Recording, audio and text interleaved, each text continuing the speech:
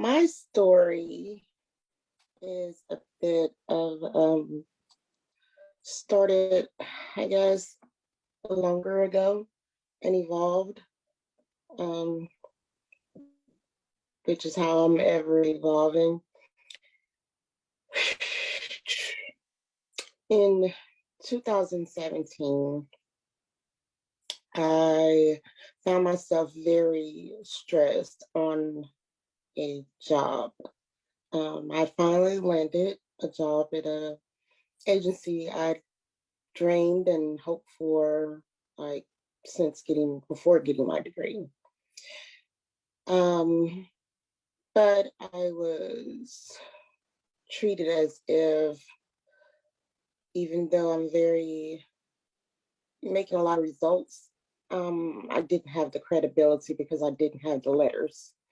So I worked extra hard and didn't take care of myself. Um, but I was growing in my spirituality and didn't recognize it. So I putting a lot of effort and heart into helping others, which was I was helping people at a mental health agency. Um, I was in the school system with the youth. It evolved into not having clients, and I began to work with adults and youth. Well, having a history of mental health myself, I found myself so stressed and working to. I was sitting at my desk trying to catch up on a lot of paperwork and talking, thinking I was talking, but no one hearing me. And started feeling weak. And I kept saying, I'm taking a break, I'm taking a break. 6 hours later, I'm taking a break, I'm taking a break. Finally, I went to take a lunch break at 5 o'clock. I hadn't eaten all day. And I went home and pulled in my drive and stopped. I did not get all the way up to my carport. I felt like I was having a stroke, even though I didn't know what a stroke was, and I thought maybe it was an aneurysm and my head was just thumping. Fast forward through calling all of my family and eventually going back to work, I could not speak well. I started to have aphasia, which it wasn't the first time I'd had it, like back in 2009. And I didn't clue into any signals. Being a person that worked in that field, I had no clue what was going on. I'm like writing it off to everything. Um, but well, I didn't say I had no clue. I had an inkling, but I like no, everything's fine, as I always do. And all my family's out of town, like states away. And my friend takes me to the hospital. And I didn't know in between the time my family and her are conversing about me, but I didn't know what they were saying. So I get to one hospital and they said, decide to take me to another, and all my family decides to meet up because they had said they thought that I was having a mental breakdown. I get to the hospital and I'm fine. I'm extremely tired because I hadn't slept in about 3, 5, maybe it consists of 5 days. I had like 30 minutes every other day of sleep. And I get there and things unfold to worse. And needless to say, there's a lot of hallucinating and delusions. And but the real aha moment happened in the hospital, related to right before going to the hospital. The night before all of this happened, I had this really close spiritual connection with God that I felt like I was really having a nice little conversation. And all of a sudden, I understood everything. And if all the dots connected. And I remember having the conversation and saying to God, I'm not ready to go yet. Because I feel if I know everything, I got it together, my purpose is up. Time is up. And I made a statement and said, no, I don't know what you got planned, but I want to be a part of it. No matter what, can I please help? As I'm in the hospital a day later, going in and out, I realize and I say, this is what I asked for. I had experienced up until that point all different kind of mental symptoms. I had worked with all the different people, but never have I known what it was like to hear voices, to see things that to everybody else is not there until that day. And it was the most terrifying thing ever. But I knew I was okay because it was just something I was going through. And the thing is, I had support. And I remember crying, saying, what about the people who don't have people? And in the midst of so-called losing my mind, the real Mary came out. And I told the nurse, who was terrified of me, and she was this new girl. Um, it's funny to me, but not to her. And she's like telling me to get undressed and saying, put it in this paper sack, and it's a plastic bag. And she's shaking, and I said, it's okay. And she looked at me crazy. I said, you're new, aren't you? And she says, I said, it's okay. I'm not normally like this. And what I'm going to tell you now is that it's something that'll probably shock you and make you think I'm crazier. But I understand that you're new and you're probably terrified as shit. And I'm not going to hurt you. I'm not going to hurt anybody in here. If anything, I hurt myself from jumping all over the place. It's going to be okay. And my sister said to her, oh, this is the real Mary, the normal her. She has this gift, and that's how she is. She's not crazy. I took that with me. And as I got better, and of course, they put me in this little crazy house, I call it, where what it did for me was stop me from being busy and helping everybody else. And I had to take time for myself. I experienced a lot of anxiety from not being around my close support system. And then eventually, like, overtook the hospital and began to be coaching everybody there. So when I came home, I always prayed every day, but I decided that I would not pray because I was confused on spirits and everything that I was talking to. And I'm not going to tap into and use my gift and do any of that for days, for weeks. And then finally, I couldn't take it anymore. And after they finally changed medicines where I could dream again, I said, I'm back. And it took me about a couple more years I made the decision to say, and losing a job, that I'm going to be a life coach. This is what I was meant to be. This is my purpose. I have a mission to tell my story of the different things I went through, and I can help people. And I'm going to stop running from that. So I made that commitment back in 2019, and it's been elevation after elevation after elevation ever since.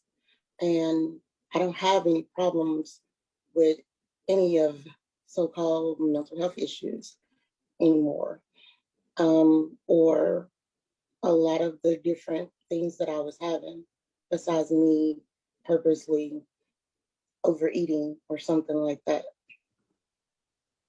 Um, so I decided that I'm going to live my life in exuberance.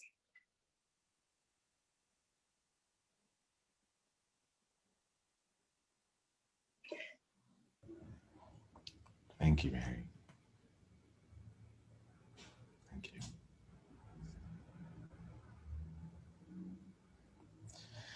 Mary, I'm present right now. We're going to go to Fari in just a bit here, but if Fari would like to share, I'm present right now that before you came on, I shared that I would put up this figure here just to let people know, like, oh, we have 5 minutes. We're like use this to wrap up. I'm not necessarily sure if you were there towards that, so it wasn't necessarily that I was trying to cut off, but it was I did want to make sure that that I was honoring that part there. So. I'm like, I feel like there's a bit of a disconnect here. And I'm like, oh, I'm not trying to cut you off. I just want to make sure we also leave space here. Are you complete right now with what you had to share? Thank you, then, Mary. All right, we'll have space for you here. And we'll continue. And then afterwards, we'll just close out this space. Yeah, I'm happy to let Mary go on if she likes to go on, if she needs to speak more. So I can always do some other sessions. And I feel like Mary needs to vent that and say it. And it's really good for her to say it, because I spoke to her before, and it's wonderful to see her actually talking. Mhm. So I'm happy to give the time to Mary. Mary, how Mary, would you like to continue, love? I'll continue. I only have one more part to that, which is last year, before losing my brother and before getting to the TE group, I wasn't writing. I'm a very creative, and throughout all the different issues that I've had in life, I've always written. It was an escape for me. I thought it was me getting my freedom, but I realized I was just escaping.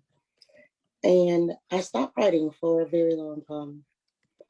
Well, not as long as before, because years before I stopped for years. But I stopped for several months, and I felt like this writer block where I couldn't write until I sat down and I was determined to write. And I started writing,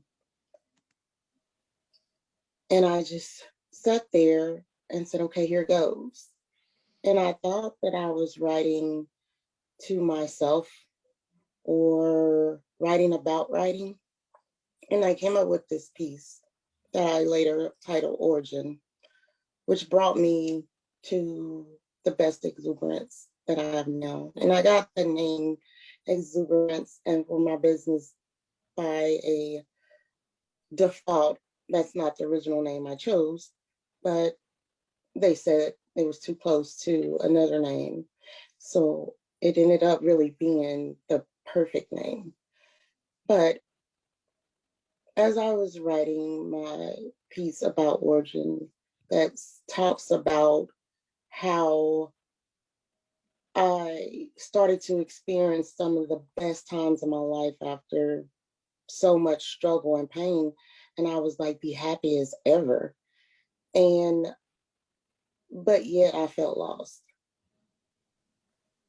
And as I kept writing, I realized that I missed the very thing that got me where I was and that kept me all the time, which was my writing. So I thought that's what I was writing about. And then I realized towards the end that my writing was really me I was talking about, that I had lost sight of myself throughout trying to help a lot of people and help them not go through as much as what I went through or extend a hand before things get worse. I realized that where was I in all of it? And what made me really realize was when my brother passed away and he got murdered in October of last year. And he always never let me make excuses for anything. He never let me wallow in anything. And I was the one person I was always my true self with. And I didn't realize it until he was gone. And when I thought about it, going through my grief, and I went back to my piece, the written piece, I realized that, hey, I didn't have my piece of self. And I really lost myself in the midst of trying to save the whole world. And I was the one that needed to be saving. So once I realized that and started to work on Mary, um, things got better. And I began to be more of that fearless person and fearless coach and step into my power and not just be a cheerleader for people, but really share my story, realize what I've actually lived, and don't stop giving a damn about what everybody else thinks about my story.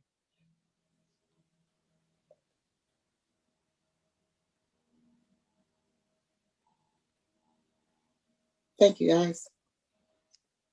Thank you. Thank you, Mary. Thank you, Mary. It's the World Joy Movement. Yeah. What was your greatest insight from this conversation? And if you want to come and be a part of a conversation like this live, it's really simple. Just go to beworldjoy.com and come introduce yourself and let's take the conversation to the next level because you're there now. All right, let's play.